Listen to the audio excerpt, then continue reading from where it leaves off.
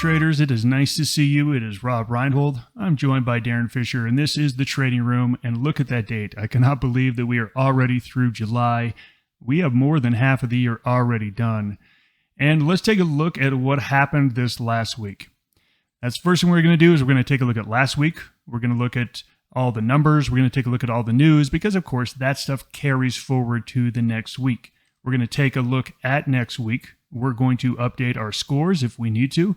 We're going to break down sector analysis and talk about the news coming out this week. And as always, we're always looking for setups, so we'll go through a couple of the sectors and find some possible setups. Disclaimer. This video was created for professional stock and option traders. Maverick Trading is a proprietary trading firm that employs professional traders around the world. Our traders trade firm capital and keep 70 to 80% of profits they generate. All trades and analysis in this video are for professional traders only. If you are interested in becoming a professional trader for Maverick, click the apply button in the video description. So last week, the market stayed bullish. We had some choppiness though, and really for the first time, the Qs got challenged. The market hasn't touched a 20-day moving average for that long. It came down there, and it worked to both try to bounce off it and try to break below it. In the end of the week, it actually bounced off the level and held this level. So the Qs got its first test in a while, and at least as far as right now on Friday, it passed the test. The S&P never really got challenged, and the S&P was never in any sort of jeopardy of changing a technical score. We'll take a look at all these charts, but you'll see that the S&P and Dow were just rock solid. We did get the Fed statement this week. On Wednesday, they raised rates by 25 basis points, and they said we're going to be data dependent and that we're open to new hikes if needed. The market didn't really know what to do with it. The market didn't really have a big move whatsoever on Wednesday. We usually see a big move out the Fed meeting. It didn't come Wednesday. Then we got a big gap up on Thursday, sold off, recovered Friday. In the end, the market's basically the same place on Friday where it was Wednesday before the Fed meeting. We had a lot of earnings this week. We had Google, positive, Microsoft, negative. Then we got Meta, much better than expected. Then we got like Lam Research, crushed it. Semiconductors had a really nice week. So overall, yes, we got some disappointing earnings in there, but overall, there's definitely been more positive than negative. If we take a look at the schedule here, we got the FOMC on Wednesday, but on Thursday morning, we got advanced GDP. Take a look at that number, 2.4%. Now, remember all of last year? All of last year, there was a bear market, people saying that we're definitely going to get a recession in 2023. Well, this is the time when we were supposed to have the recession. Take a look at that GDP number, 2.4%. For any of my perma bears out there, this is why the market has done so well. Everyone had priced in a recession, and we're not even at 0% growth. We're not even at like a 0.5% growth. 2.4%, that's bull market type of growth. So we saw a lot of, again, confirmation of why this market's been so strong with that GDP number. Darren, did that GDP number surprise you? Yeah, that GDP number surprised me a little bit, and I think that's where we got our move. I mean, like you said, you're looking at everything on Wednesday around the Fed, the FOMC statement, and you're just watching it, waiting for the volatility. Where's the volatility? There's no volatility right now. The market everybody just looked at each other left to right. Said, well, we got what we thought we were going to get. What do we do now? And I think that advanced GDP number is what spiked the market higher, and then fears of inflation came out again. So that's why we sold off through the day. But then what I talked about last week, you really needed that core PCE number to come in at expectations or lower, and it came in at expectations. So then I think whatever inflation fears developed on Thursday were alleviated on Friday. Yeah, I totally agree that core PCE price index on Friday really kind of saved the market from having a serious technical test. Many people are unfamiliar with exactly what proprietary trading is.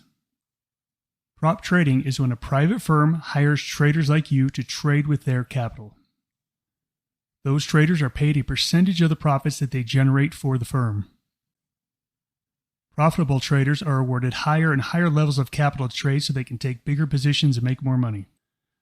We've been in business for over 25 years and we're one of the oldest prop firms based in the USA.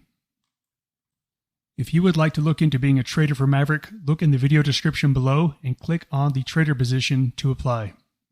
So let's go ahead and take a look at the charts, take a look at the numbers, and then we'll get into where we think the market's likely headed from here. Last week, final numbers were Dow Jones up 0.2%, S&P up 1%. That's an okay week. Q's up 2%. That's a pretty good week. Russell up 1%. Take a look at oil. Oil at 4%. For the first time, I want to say since February, oil's back up above $80 a barrel. And we're going to take a look and break down sectors. I have been neutral or bearish every single trade in energy this entire year. Look, I'm saying that off the top of my head. Maybe I took one or two bullish energy trades, but the vast majority of them have been sideways to negative. For the first time, I'm turning much more positive on that sector. So it corresponds with the rise in oil. You can see gold up 1.5%. So overall, pretty much every asset class went up. When we take a look at the S&P, I really want to focus on the Thursday's candle. Now, we were high basing. We're high basing right here. And we get this great report of GDP. We gap up. And this candle sells off and sells off hard. We lost not only all of our gap up, but we actually lost everything the day before and closed lower than that. This is a nasty, nasty red candle. This is a bearish engulfing candle. And most of the time, these have follow through. I mean, this wasn't an engulfing candle back here, but it led to some follow through.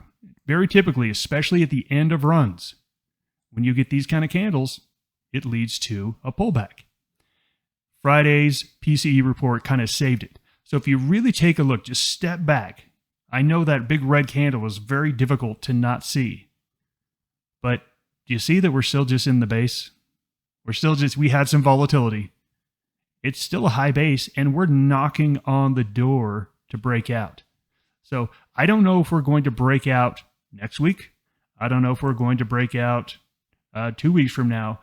But what I do know is that things in high bases, they tend to break out. And sometimes it's not until a 20-period moving average catches up to it. It might take a while, but there's nothing in this chart, not one thing you can look in this chart and say, this is not a bull market high basing ready to break out higher. We come over here to the Qs. The Qs had a much more serious test. And I really want to focus on the candles this week. So we had this pullback. We had a run. We had a pullback. Remember, the S&P did not pull back, but the Qs did. And all of a sudden, we started testing some levels. We tested prior resistance. We started getting really close to 20-period moving averages. There were many, many tests this last week. Ultimately, we had this candle. Look, we're not off to the races yet, but on Thursday, I said, hey, look, this could be potentially a problem. We could get a close down below the 20-period moving average, and if that happens, we will have to downgrade our outlook on technology. But I said, that's my opinion of what's going to happen. I said, but I can't trade it because I haven't seen it happen yet. Now that we have a green candle here, I have to at least kind of take that off the table for the short term. Looks like this support is going to hold going into next week. Now, granted, we could go sideways for a while and break down and finally break it. But if you trade the market in front of you, which is one of our favorite sayings at Maverick, trade the market in front of you, the market in front of us is high basing or a bull pullback. And guess what happens? When bull markets high base or bull pullback, they go higher. So ultimately, everything is saying bullish. We've got the VIX. We had a little jump back up in the VIX 2 weeks ago. Big deal. Big deal. This thing is still falling. There's no reason at all to see any sort of danger in the VIX. Ultimately, in the end, these markets are either basing or pulling back. Remember, that is simply a market that got a little tired, and it's building up energy before the next charge. That's what this is. All right, I'm going to leave it for you guys to go and check earnings this week. Here's some of the major ones. But I really wanted to talk about August trading seasonality. I used to hate August trading. I used to despise it. The typical August trading is a slow grind high.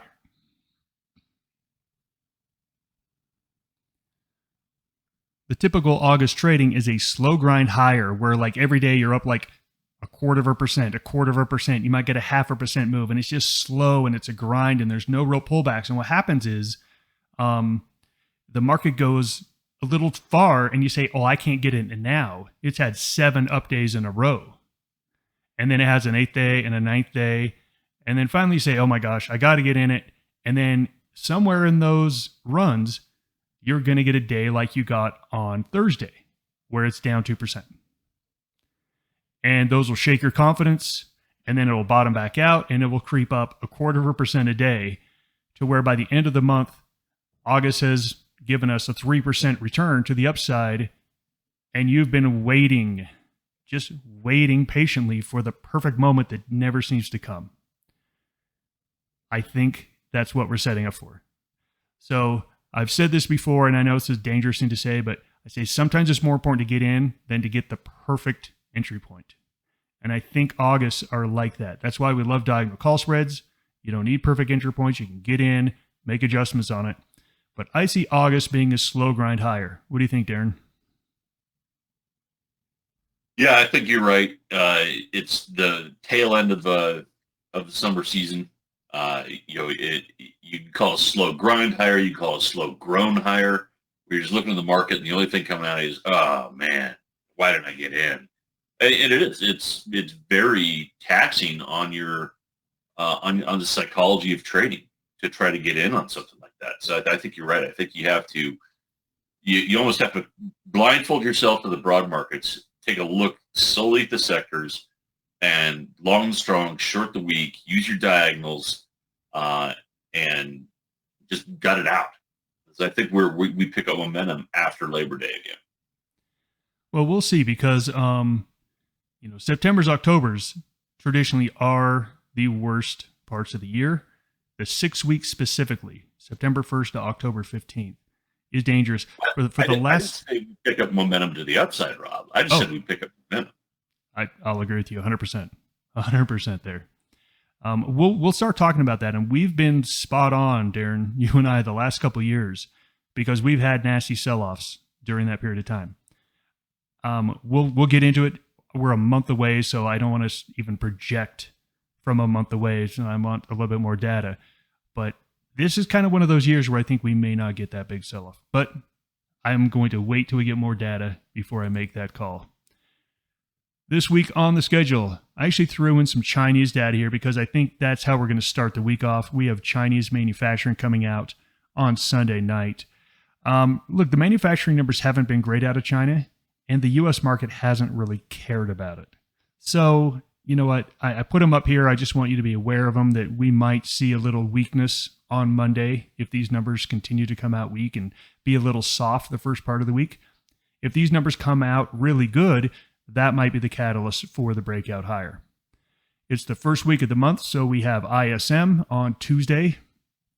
We also have the JOLTS job openings that the Fed is watching. Look at that number. It's starting to slip down below 10 million. Then on Friday, we have the payrolls report.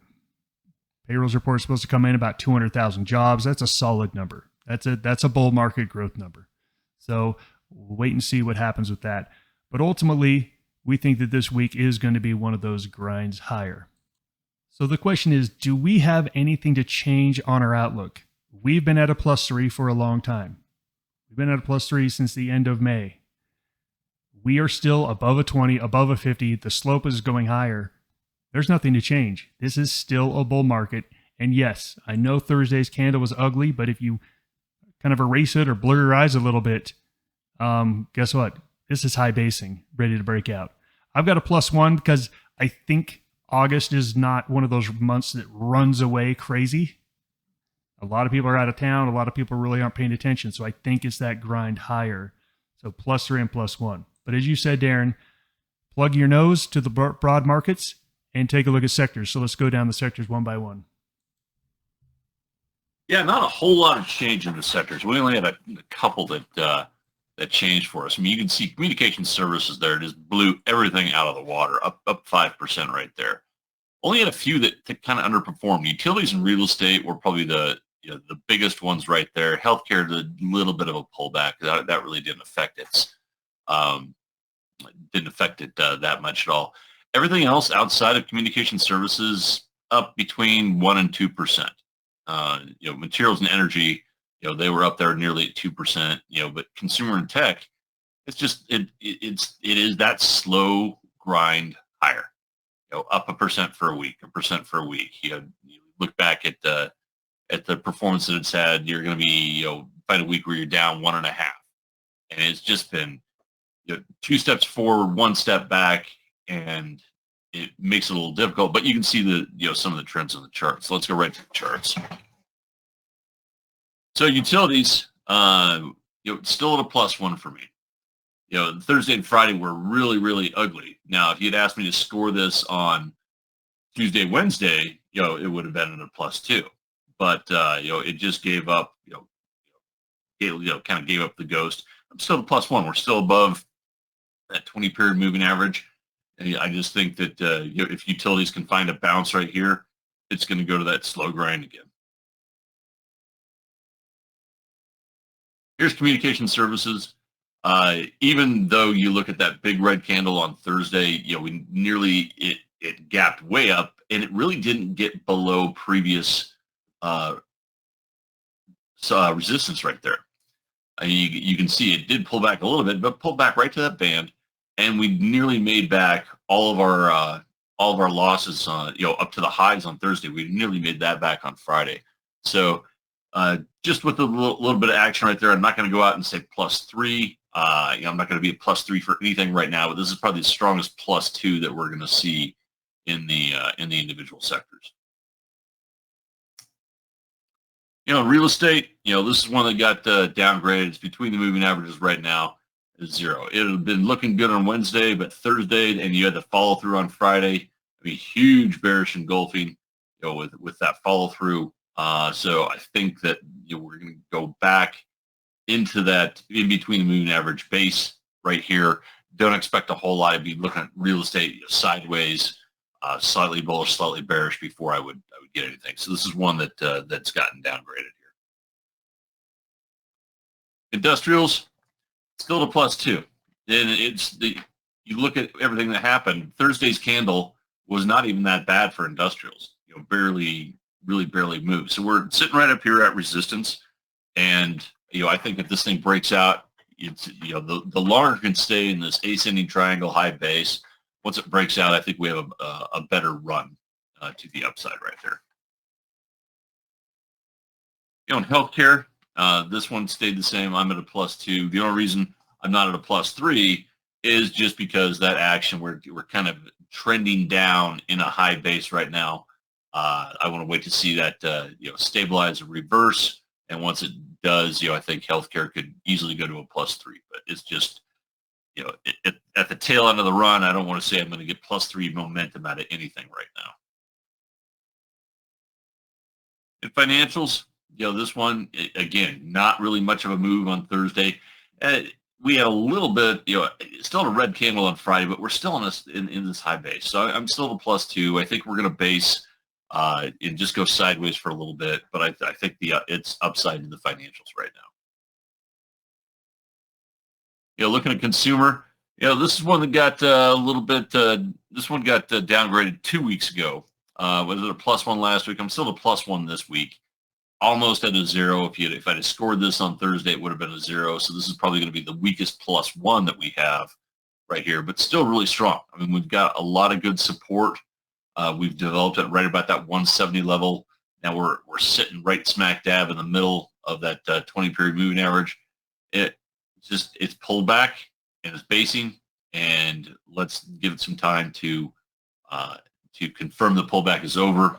Then I think we can go back to a little more aggressive stance on consumer. Tech, +2 on this one. It pulled back to the 20. really, despite the broad market's ugly candle on Thursday, tech didn't have that bad of a candle on Thursday. Bounced right from it. You could technically say the pullback is not over because we don't have a higher high from Thursday. But if anything, I think we're going to base. Once we get that higher high, I think you say the pullback's over. But I still think you're at you've got to be at a +2 in tech. Just pick the really strong stuff. Now we're looking at materials right here. This is another one that's a +2. Really held up nicely compared to some other sectors here. Just, nice base, a ascending triangle, even with Thursday's candle, even with red candle on Friday, still in an ascending triangle. Finally, energy. Here's another one, +2.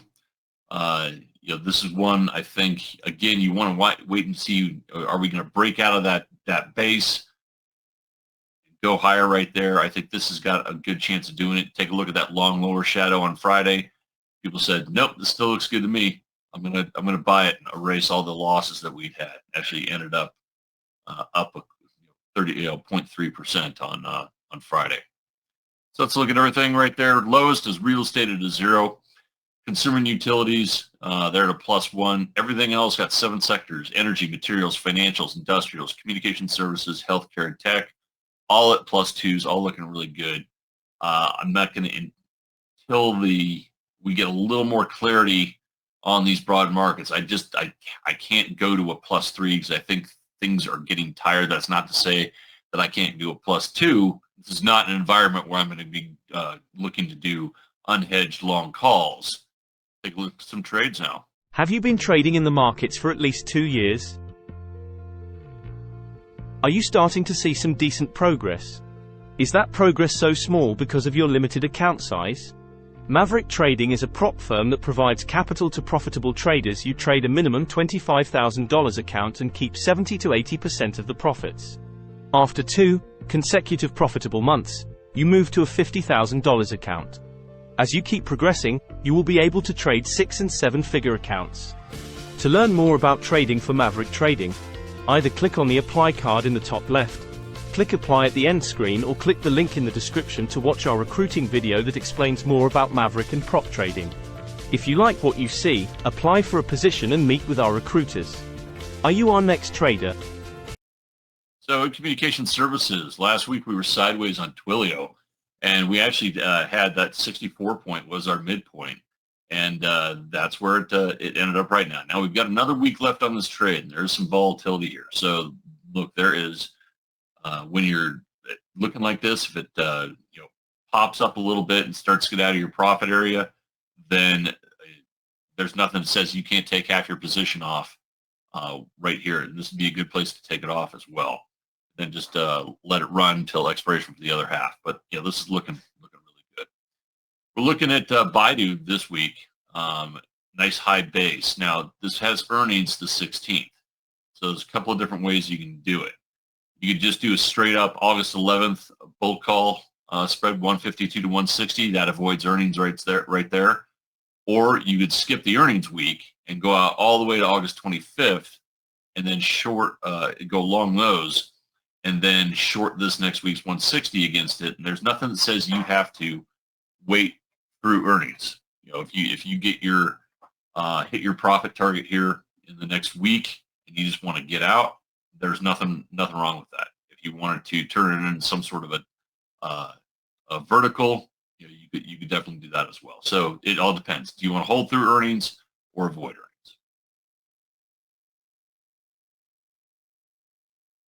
In healthcare, last week we were looking at SHC, and we had this one we were long this one, and it just kind of based for us.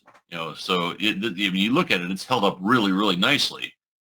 We just didn't get that move to the upside we're looking at. We got a couple more weeks on this trade, so we're just going to let this one run for a little bit. We're looking at this week is FOLD, Amicus Therapeutics. And you can see it's had a nice little pullback to previous resistance right now. So we know that resistance is now support. We had our confirmation on Friday right there, higher high, higher low. So this pullback looks to be done. Let's get long. How do you want to play this? You could go out there probably, August 18th, the monthlies, just do the 13-15 bull call spread. You could also go out there and do, go out to September if you think this one has legs, and then short the August 14th diagonals against it as well. All right, let's jump into the industrials. Last week we were bullish in FedEx, and it was a nice trade. As you can see, nice breakout of that base, and looks like it still has some potential to it. I know I took mine off, so I am done with this trade and moving on to the next one. All right, let's take a look at Caterpillar. Now, as I was looking through industrials, I came across a few, and every one I came across had earnings. And look, there's nothing wrong with playing earnings, but you have to play specific option strategies for earnings. Some strategies don't work very well. Here's the problem. All those strategies that are good for earnings are directional. They're very directional in nature. They are long volatility. And all the stuff I want to play right now, I shouldn't say all the stuff, but most of the stuff I want to play right now is more sideways short volatility. So I do not want to put on a diagonal call spread on anything before an earnings announcement. So this is the one I'm going to be focusing on. Earnings are Tuesday morning. So, okay, Monday, this is a no touch. And then Tuesday morning, we'll have the earnings out before the market. And then we can start to look for a potential trade here, if it is, of course, good news. The question is, what is going to happen after Tuesday? This is where I'm just going to have to wait till Tuesday because it's high basing right now. If there wasn't earnings right now, I would be doing buying the 260, probably August 25th, selling the August 4th 265, and be very happy. Just playing it to stay in its base. And if it breaks out, okay, that's great. But if it stays in the base, I make money. With earnings, it complicates it a little bit. Depending on what happens in earnings, I might have to adjust this trade dramatically. I might even not even take the trade based on what happens. If there is any sort of down movement off of earnings, this thing is going to go in the junk drawer, and I'm not even going to take a look at it. If it gaps up way above 270, I'm going to say, well, I missed that one. Let me go throw it in the junk drawer and go find something else in industrials. However, if we break out like the 268, 269 area, I'm very happy to get long this one, and I can do it through a diagonal or vertical spread. So this one, I wanted to highlight it, but just talk about how on Tuesday you're going to have to look at things and readjust. In the financials, last week we had Coinbase. We were waiting for it to trigger, and it never triggered. This thing never really triggered. So look, it still looks okay. The problem is that the cryptos haven't done anything in about 3 weeks. So all of this run was this big run in cryptos. And then for the last 3 weeks, cryptos haven't gone anywhere. They've actually gone down about 1 or 2% every week. So there's no momentum right now in crypto, which is just bleeding off this recent gain in Coinbase. If the cryptos get back into favor, this is going to be a great bull pullback. But I was looking at all the crypto charts, and I don't think they are going to. So I'm just going to throw this one away, and I will take a look at a different trade in the sector. And this week, that trade is Ally Financial. Now, I want you to just take a look at the difference between these two. You've got Coinbase, which is a crazy, crazy mover. 50 up to 110, back down to 90. And then we come over here and say, hey, look at this one. It took about 3 weeks to move $1 or $2. Okay, so we are playing a lower volatility game, which is very good for strategies like diagonal call spreads. I would never play a diagonal call spread on Coinbase. I just wouldn't. It doesn't fit my criteria of what a diagonal call spread should be. Diagonal call spreads are slow and steady wins the race. And I think we found something that fits slow and steady wins the race. The thing I love about this is it's right at $30. So I can come in for 1 week. By the August 25th, 28, I can sell that at the money call, which is puffed up for premium, for 5 days. If this thing takes off and runs, okay, I might have left some money on the table, but it's okay. I'm going to make probably 20, 25% for 5 days on a trade. If it can't break out and it settles back down in, guess what? I'm perfectly fine. Diagonal call spreads are a positive theta trade. So if we back down here to 29. I'm still positive. I'm still positive on the trade. And then on Friday, I get to make up my mind of what to do. If I still like the trade on Friday, I'm going to let this option expire and I'll just hold long calls if I think we're going to have a nice run into the rest of August. So I really like these diagonal call spreads here. The market is likely to grind higher. You can just get in these, and then every 5 days, you can either roll out to the next week. So let's say the stock closes right at 30 on Friday. I can sell the August 11th 30 again, bring in more premium, reduce my cost basis even more. I can roll up to a $31 call if I want. I could roll down to a horizontal spread if I wanted to. We definitely don't have time to go into teaching. We teach everyone at Maverick here how to do that. But so many options, and I'm just locking myself in for 5 days, which I really like. So that is Ally Financial in the financial sector. So with technology here, last week we were looking at 5.9, and we played that one sideways, and it actually turned out pretty good for us. It was only down, let's see, 2 1/3%. But I think our midpoint on our trade was about 85. So we're still in our profit range right there. We've got a little bit more to go. That's fine. This could bounce up a little bit, and I'd still be happy with this trade. So we're going to keep it. Right now, we're looking at Sienna. We're going to call this a low base or bear rally right here, and you can see for all the action on Thursday, Sienna held in pretty good, and then just lost it on Friday. So. You had that, you've got a bear rally inside of a low base. What's the best way to play this? Probably just go out there and play a 40-45 bear call spread. You're probably going to pull in, let's see, it's at 42 right now. You're probably going to be playing, 250 in risk and 250 in reward. And that's completely fine right there. You're probably going to have a little bit of theta in there as well. So this one, just let it drift lower. Let it bleed off time, and I think you'd be happy with this one. And I like the trade setup because any little weakness in the market, and that's going to tip that thing right off the table there. All right, let's move into materials. Last week we played CC. I'm not going to try to say the name. It's a French name. So we'll just spare everyone with that and just do the simple. You can see, didn't really like the price action. Didn't really like the price action. We broke below this low level support. And we're now piercing the support. This thing literally needs to bounce within the first day or two of this week, or this position needs to be cut. This was down 3.6% on an up day. Now look, if you have a vertical spread that you position size for max loss and you're in a hold till expiration, don't touch it. Here's the great thing about that strategy is this thing could go down to 34. And then get some sort of news and run it back up to 40, you never got shook out. Getting shaken out of a good trade is the worst trade. It really is. When people say, Rob, what's the worst trade? The worst trade is losing money when you're right. That's the worst trade. Vertical spreads allow you, when you position size for max loss, they allow you just to sit through all the BS volatility, everything, and you can just sit comfortably in it. If you have any other strategy, this thing needs to bounce or it needs to be cold and the money put elsewhere, because this is not looking good technically, especially in a massive bull market. This week, tech resources.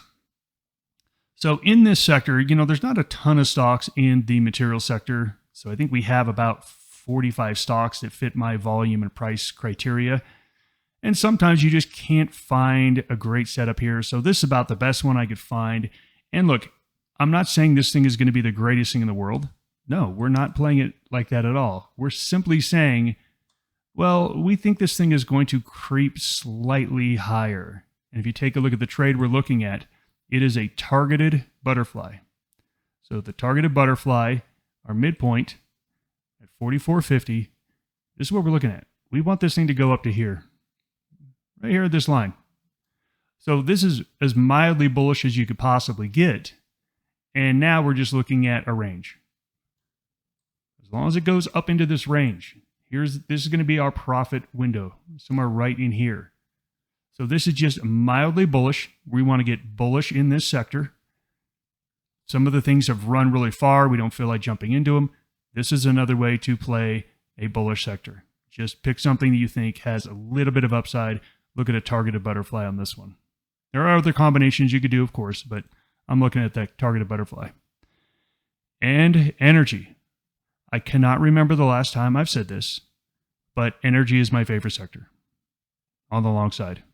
It's been my favorite sector on the short side for a lot of this year, but I think energy is about ready to have a nice move. Now look, that is my opinion. I've been wrong so many times as a trader over 25 years, but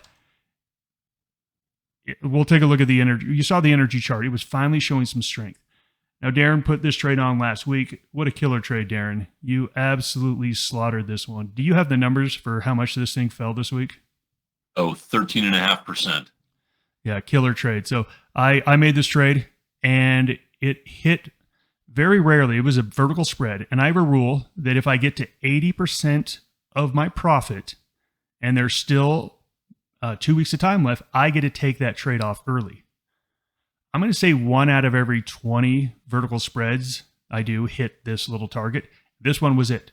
So I actually took this one off. I took this one off because, look, I'd already achieved more than 80% of my profit, and I still had 2 more weeks left. That capital can be redeployed somewhere else with a much better risk reward to it. And that's why I made the rule. So, Darren, you absolutely crushed it with this. And look, this is in the second to strongest sector. So just beautiful job on support or on relative strength and weakness. I'm going to flip over now to be more long in this sector. A lot of my trades, either I took off as profits. I had an Exxon trade that was a max loss in energy. I had some others that were okay gains. I want to now get back more to the bullish side. So I'm looking at range resources. And this thing, again, is not a fast mover. It's just creeping up here, but we just cleared out of some good resistance.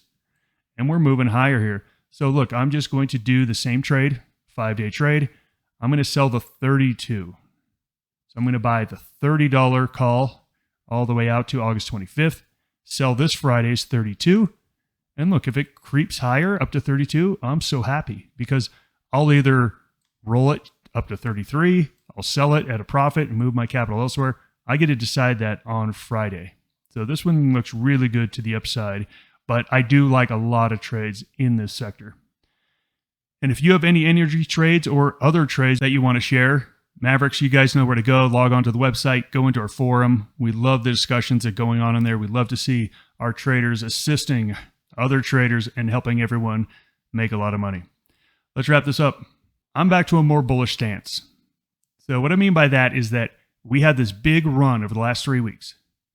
And we saw the market losing a little momentum. We saw tech pulling back. We saw the spiders high basing. It wasn't the time to have your pedal to the metal. We had our pedal to the metal, and it looked like it was a little tired. So I said, hey, let's just back off a bit until we start to see some moves higher. I think we do need another candle. If we took a look at that S&P chart, we need one more candle. So I'm not ready to slam on the accelerator again until we get a clear breakout on the S&P. Once that happens, I think it's time to, again, open up more bullish exposure than you have right now if you need it. As always, watch your portfolio. As Darren said, look at the strong, weak sectors. That's going to tell you the story. If you are scared to buy right now because it's gone up so much, okay, I get that. I understand it. Why don't you just look at the sectors? Just play sector strength and weakness, and don't worry about where the broad market is. If that's what it takes to get you into trades, that's where we need to be. So focus on that sector strength and weakness. That is it for the market roundup. Thanks for joining us. Goodbye, everybody. Good trading, everyone.